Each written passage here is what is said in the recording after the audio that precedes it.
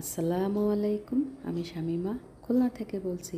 BD blogger Shamima channel থেকে আপনাদেরকে আরও একবার স্বাগত জানাই। কাছে কিংবা দূরে, দেশ কিংবা দেশের বাহিরে, যে যেখান থেকে আমার ভিডিওটি দেখছেন, আশা করছি আল্লাহ পাকের অশেষ রহমতে আপনারা সকলেই ভালো আছেন। আমরাও আলহামদুলিল্লাহ ভালো আছি। তো বরাবরের মতন নতুন আরও একটা ভিডিও নিয়ে আপনাদের মাঝে চলে এলাম। তো আজকে আছে গাছ থেকে পাকা কাঁঠাল ছিঁড়ব, তা সেটি আপনাদের সাথে শেয়ার করব। আরও অনেক কিছু শেয়ার করব, তা সেটা দেখতে হলে ভিডিওটি প্রথম থেকে শেষ পর্যন্ত দেখতে হবে। তো এখন আছে সকালবেলা, আমি নিচে নামছি। তো এখন আমি আমার বাগানের মধ্যে একটু ঢুকবো। আর গত ভিডিওতে কিন্তু বলছিলাম আপনাদেরকে যে আমি এখানে একটা মুরগির ঘর বানাবো, মানে দেশি মুরগি পালার জন্য। তা ঘরটা প্রায় কমপ্লিট হয়ে গেছে, মানে এখনও ফ্লোরের কাজ আছে। ফ্লোরটা যেহেতু পাকা করব, আর সাইড দিয়ে 2 ইট করে গাঁথা হবে। তো উপরে এমনি চাল হয়ে গেছে আর বেড়াটা হয়ে গেছে। তো সেটাও আপনাদের সাথে শেয়ার করব। তো এই তো এর সামনে কিন্তু এই যে এটা হচ্ছে মুরগির খোপ। তো সাইড দিয়ে আছে নেট দেওয়া হয়েছে, আর উপরে আছে টিন দিয়ে চাল করা হয়েছে। তো তার আগে এখানে যে আমি ওল লাগিয়েছিলাম, তো এখানে দেখছি যে ওল গাছগুলোর কী অবস্থা। তা গাছগুলো কেবল বের হচ্ছে আর কি। এই তো আর এটা হচ্ছে মুরগির ঘরে চাল করার সময় এই ডালটা কাটা হয়েছে। এটা হচ্ছে জলপাইয়ের গাছ। তা জলপাই গাছে এবার ফুল এসেছে এবং ছোটো ছোটো জলপাই দেখলাম ধরছে। দেখা যাক সামনে কি হয়। তো হলে তো অবশ্যই আপনাদের সাথে শেয়ার করবো। আর এটা কিন্তু মেটে আলু গাছ। তা আমি এখানে মেটে আলু পুঁতে রেখেছিলাম। তো সেই গাছগুলো কিন্তু সব বের হয়ে গেছে। আর এক এক গর্তের ভিতরে কিন্তু আমি 4টা 5টা করে ফল দিছিলাম। আর এই যে কিন্তু এটা হচ্ছে সেই জলপাই গাছ। এই তো মুরগির খোপের সামনে এসে গাছটা যখন আমি কিনে লাগিয়েছিলাম তখন কিন্তু গাছে জলপাই ছিল। তো এখান থেকে 7 বছর আগে লাগানো। তো ফুল হয়, ফল ধরে না। তো এবার দেখছি ছোটো ছোটো ফল ধরছে। এখন দেখা যাক লাস্ট পর্যন্ত কি হয়। তো এটা কিন্তু আমাদের সেকেন্ড গেট। তো সেকেন্ড গেটটা খোলা হয় না। তো মানে মুরগির ঘর যেদিন করেছিলাম ওই দিন একটু খুলেছিলাম, মানে তার দিয়ে গুনো তার দিয়ে খুব টাইট করে লাগানো ছিল। তা সেটা হচ্ছে প্লাস দিয়ে খোলা হয়েছে। অনেক সময় দেখা গেলো কি এই গেটটাও খোলা থাকলে এখান থেকে কিন্তু রাস্তায় সহজে যাতায়াত করা যায়, ওই পাশে ঘুরিয়ে আসা লাগে না। তো এই তো কিন্তু মুরগির ঘর বা খোপ যেটাই বলেন। তো এখানে কিন্তু অনেক বড়। এখানে আছে আপনার 6 ফিট চওড়া আছে, 6 ফিটের একটু কম, আর 8 ফুটের একটু বেশি হচ্ছে লম্বা আছে। আর এটা কিন্তু দরজা করা হয়েছে, কারণ এই নেট দেওয়ার কারণ আছে আমার বাড়িতে কিন্তু প্রচুর বেজি আছে।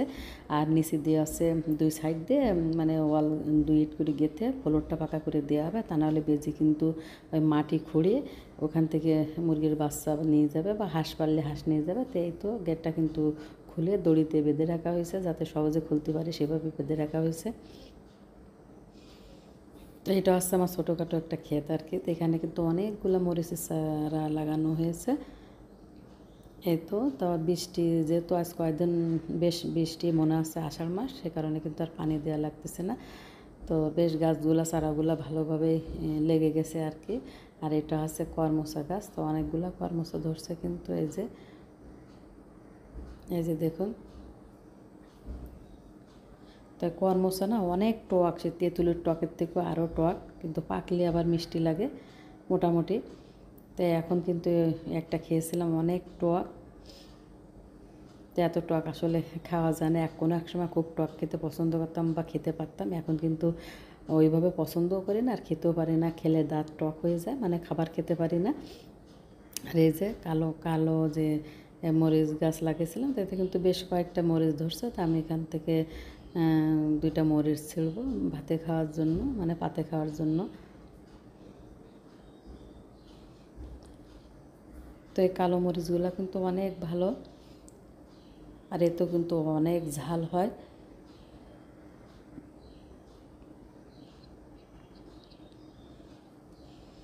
তো একটু এই তো 2টা মরিচ ছিঁড়ে নিলাম।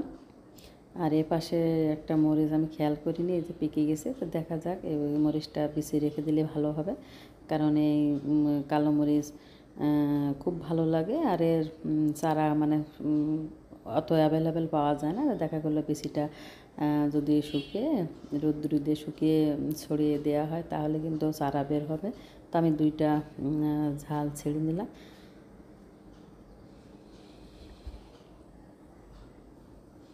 তো আমাদের খুলনাতে কিন্তু আজ 4-5 দিন বেশ বৃষ্টি হচ্ছে, প্রায় প্রত্যেক দিনই, শুধু গত দিন একটু ফাঁকা ছিল, তাও কিন্তু সন্ধ্যার পরে বৃষ্টি হয়েছিল। আর আজকেও বৃষ্টি হয়েছে, তো অনেক বৃষ্টি কিন্তু। আর এখানে যা আমি আদা পুঁতে দিয়েছিলাম, তো চারা বের হয়ে গেছে। তো এখন হচ্ছে আমি যাব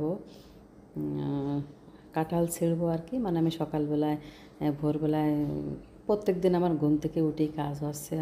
প্রথমে আমি খেতে আসি বা আমার বাগানে আসি, দেখি কোন গাছপালার কোন অবস্থা আছে বা কোনটার ক্ষতি হয়েছে বা কোনটা কেমন আছে সেটা দেখাশোনা করি। তো হঠাৎ আমি দেখাশোনা মানে কি দেখি যে কোনটা খেয়াল রাখি আর কি। তো আসছে, এসে দেখি মানে নাকে খুব ঘ্রাণ লাগতেছে পাকা কাঁঠালের, আর খুব ঘ্রাণ। মানে এই কাঁঠালটা খেতে যতটা মিষ্টি তেমন অনেক ঘ্রাণ, এবং কালারটা একদম লাল। তা আমি হচ্ছে ঘ্রাণ খাই কোথায়, আমি উপরের দিকে কাঁঠালগুলো মানে চেপে চেপে দেখতেছি যে কোনটা পেকে গেছে, নরম হয়েছে। এখন সর্বশেষ আমি নিচে হাত দিয়ে দেখলাম যে কাঁঠাল নিচেরটাই হচ্ছে একদম পেকে গেছে আর কি। তাই এমন জায়গায় হয়েছে যে আমি এক হাত দিয়ে ফোন দিয়ে ধরছি, আর এক হাত দিয়ে যে ছিঁড়বো তা ছিঁড়তে পারতেছি না। এই যে দেখেন, অপর সাইডটাও কিন্তু চেষ্টা করলাম, কিন্তু ছিঁড়তে পারিনি। মানে এখানে এক জায়গায় 2-3টা কাঁঠাল আছে, তাই এক হাত দিয়ে দেখা করলো কি টানাটানি করে, বেশি টানাটানি করে ছিঁড়লে কিন্তু আবার যেহেতু পাকা কাঁঠালটা কিন্তু একদম ছিঁড়ে রোয়াগুলো বের হয়ে যেতে পারে। তো সাবধানে কাজ করতে হবে। তা আমার মানে ফোন ধরার লোক থাকলে আমার ওই কাঁঠালটা করতে সুবিধা হতো। তারপরে আমি এখন শেষ বেশ কী করলাম, হাত দিয়ে কাঁঠালটা এরকম মোচড় দিয়ে তারপরে খোলার চেষ্টা করলাম। দেখুন মোচড় দিয়েছে বিদায় কিন্তু বোর্ডটা খুলে গেছে, যেহেতু পাকা কাঁঠাল বোর্ড খুলে বের হয়ে এসেছে। এই যে দেখুন, একদম কিন্তু গাছ পাকা কাঁঠাল, এত সুন্দর মিষ্টি আর এত সুন্দর ঘ্রাণ এই কাঁঠালের, আর কালারটাও মাশাআল্লাহ খুবই সুন্দর। তো আমি কিন্তু আসলে ওইভাবে পাকা কাঁঠাল খেতে পছন্দ করি না। তো যেহেতু বছরে ফল খেতে তো হবেই, তা 2-5টা তো খাবো। আসলে ওইভাবে আমি কাঁঠাল খেতে পারি না। আমাদের ঘরের কেউ কাঁঠাল পছন্দ করে না, পাকা কাঁঠাল। আমার শাশুড়ি আম্মা খুব পছন্দ করতেন। তো যেহেতু উনি দুনিয়াতে নাই, বেঁচে নাই, আল্লাহর ডাকে সাড়া দিয়ে উনি আরও প্রায় 8 বছর আগে মৃত্যুবরণ করেছেন। তো এখন খাওয়ার লোক নেই, তো আত্মীয়স্বজনদের দিই, টুকটাক যারা যা দেওয়ার দরকার ভাড়াটিয়াদের দিই, আর গাছ ধরে বেছে দিই। তো ছোটো ছোটো গাছগুলো আমি রেখে দিই, আর বড় কাঁঠাল গাছগুলো কিন্তু সব বেছে দিই। তো এই তো আমি কিন্তু রান্নাঘরে চলে আসলাম। তো আমাদের বাড়িতে যে মরিয়াম আছে, মরিয়ামের আম্মু, ওকে বললাম, আমার মেয়ে সম্পর্ক হয় আর কি, মানে আমাদের বাড়ি থাকে, সেই হিসেবে রক্তের কেউ না। তো ওকে বললাম যে আমার কাঁঠালটা ভাঙো, আমরা খাবো। তো ওরা আবার পান্তা ভাত দিয়ে কাঁঠাল খুব খেতে পছন্দ করে। তো ও দৌড়ে বাটি নিয়ে আসছে, কছে ঘরে পান্তা ভাত আছে, কাঁঠাল দিয়ে খাবো। তো ও উঠাচ্ছে, রোয়াগুলো উঠাচ্ছে, আর আমি 2-1টা মুখে নিয়ে খাচ্ছি। অনেক মিষ্টি কাঁঠালগুলো। আর এই গাছের কাঁঠাল আমার আরাফাত আরবি খুব পছন্দ করে। আর আরশি কাঁঠাল খেতে পারে না, ও দেখা গেলো কি করে কি রস খায়, রস খেয়ে চুষি চুষি রসটা খেয়ে তারপরে কাঁঠালের যে ইটা আর কি ওটা ফেলে দেয়, ওটা খেতে পারে না। তো আমি বেশ কয়েকটা খেলাম। কাঁঠালের একটা জিনিস কি, ছোটো ছোটো রোয়া হলে মিষ্টি অনেক, ঘ্রাণ আছে, কালারও ভালো, কিন্তু এর যে দেখেন বিসি বেশি, মানে এটা কি বলে মাস বা যেটাই বলেন সেটাই কিন্তু কম।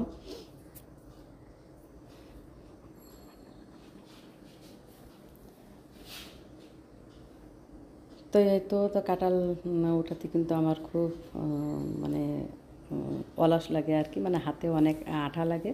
তো সেই কারণে আর কি আমি উঠাই না। তো এই পাকলে দেখা গেলো কি ওদেরকে এক একজনকে ডেকে বলি যে কাঁঠাল পাকিছে আসো, ওরা উঠাই, ওরা দিয়ে যায়, খেয়ে যায়, নিয়ে যায়, আর আমরাও খাই। তো এই তো আমার ভিডিওটি কিন্তু প্রায় শেষ পর্যায়ে। আশা করছি আমার আজকের ভিডিওটি আপনাদের ভালো লাগবে। আর ভালো লাগলে একটা লাইক দিবেন, কমেন্টস করবেন, শেয়ার করবেন ফ্রেন্ডস অ্যান্ড ফ্যামিলির সাথে। আর এরকম নিত্য নতুন ভিডিও পেতে অবশ্যই আমার চ্যানেলটিকে সাবস্ক্রাইব করে নিন। আর যারা অলরেডি কাজটি করে ফেলেছেন তাদেরকে অসংখ্য ধন্যবাদ। আর হ্যাঁ, আরেকটি কথা, আমার ভিডিওর মধ্যে যদি কোনো ভুল ত্রুটি হয়ে থাকে অবশ্যই ক্ষমা সুন্দর দৃষ্টিতে দেখবেন। তো সকলেই ভালো থাকবেন, সুন্দর থাকবেন। আজকের মতো এখানে ভিডিওটি শেষ করছি। আল্লাহ হাফেজ।